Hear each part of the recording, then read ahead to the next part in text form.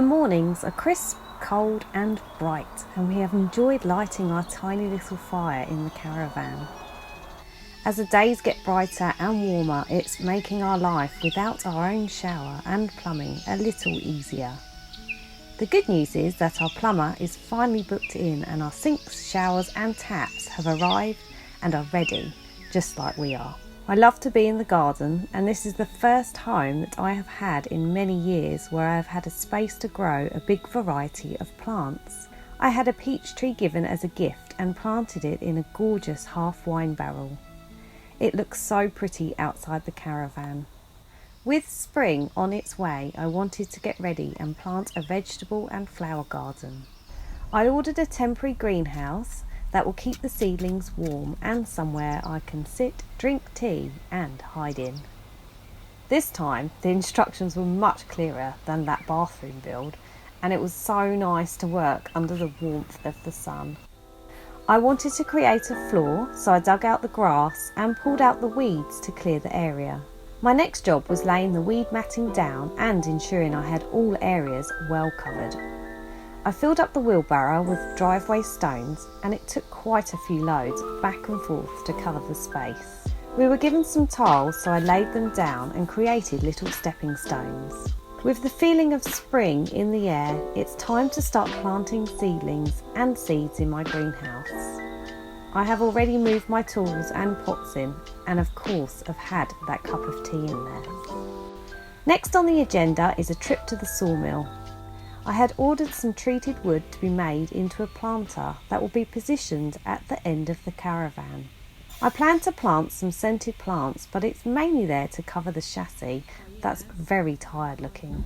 It was cut to size and the friendly staff member helped me load it into the van as we had a really good chat. Once home, myself and my partner fitted it together. It simply screwed together on the corners and fitted perfectly. We then filled it with compost and potting mix, ready to be planted.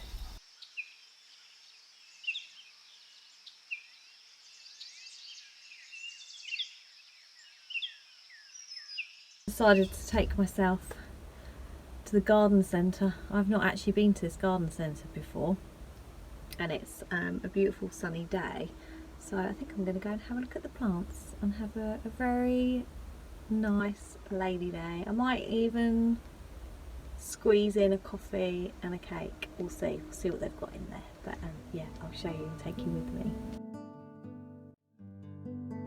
The entrance was beautiful, and there was a small gift shop inside with an array of pieces from furniture to books.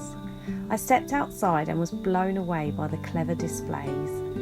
There was so much attention to detail that carried all the way through the garden centre. I had so much fun selecting plants, and I picked up a few extra plants that I intended. After admiring the beautiful cakes in the cafe, how could I resist a slice and a coffee? I felt so relaxed and at ease, and the sun lifted my spirits. I loaded up my van and made my way home to start planting. I bought seeds, seedlings, flowers and some strawberry plants that I cannot wait to eat. My next garden centre visit is already in the diary, and I'm enjoying planning what I would like to start growing next. Good morning! Oh, it is a frosty start to the day. It's so cold. We've got a little fire going. Don't know if you can see the top of the chimney, probably not. But we've got quite a lot of action happening on the land today. We've got Geotech, which who tests the ground stability. So they drill down to like 30 metres just to see basically whether the ground is strong enough and what is under there basically to build. So they're currently over there, and we've also got a man come in with a digger, and he is going to flatten. So I don't know if you can see, but we've got all these areas that are just huge mounds of nothingness, and they're really hard. Obviously we can't mow it, we can't do anything with it, so we've decided to hire a man with a digger, John, and he's going to come out and basically flatten everything, so hopefully it'll be a bit of a blank canvas. So yeah, I'm looking forward to seeing what that looks like after. It was so much fun watching John plough through the land. He was moving old tree stumps and picking up weeds by the bucket load. It would have taken us weeks to have cleared what he did, as the ground is covered with an invasive grass that weaves its way in knots across the area. In about 2 hours, he moved swiftly around the land and exposed a deep, dark topsoil. The digger made it look super easy, and I stood at the top of the hill just watching as he whizzed around and cleared the land.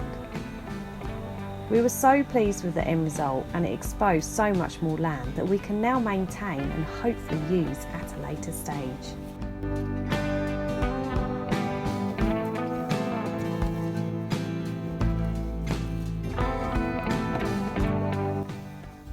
So it's a big day today.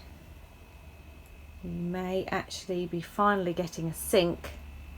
We've waited 4 months without running water, so I've just cleared the cupboards.